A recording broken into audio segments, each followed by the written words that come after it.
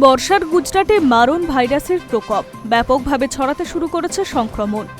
চান্দিপুরা নামের এই ভাইরাসের কবলে পড়ে এখনো পর্যন্ত 22 জন শিশুর মৃত্যু হয়েছে গুজরাটে।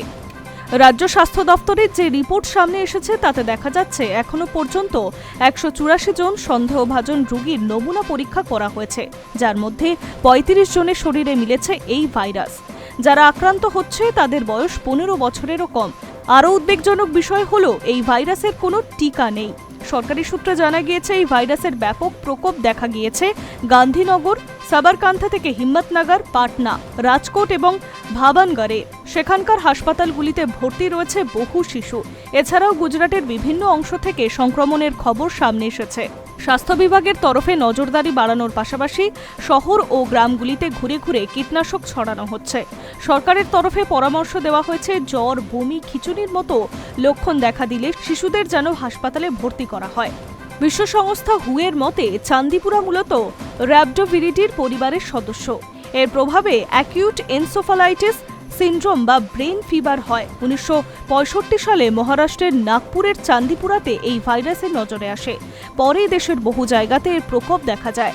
মারণ এই ভাইরাস মূলত বহু মানুষের শরীরে আস্তে আস্তে ছড়াতে থাকে। মূলত স্যান্ড ফ্লাই বা বেলে মাছি, মশা কিংবা এঁটেল পোকার কামড় থেকেই জীবাণু মানুষের রক্তে মেশে। গুজরাটের পরিস্থিতি গুরুতর হওয়ার নেপথ্যে রয়েছে ফ্লেবোটোমাস পাপাতাসি নামের একটি বিশেষ প্রজাতির বেলে মাছি। নোংরা পরিবেশ, জল জমা, যত্রতত্র আবর্জনা ছড়ালে এই মাছির প্রকোপ বাড়ে।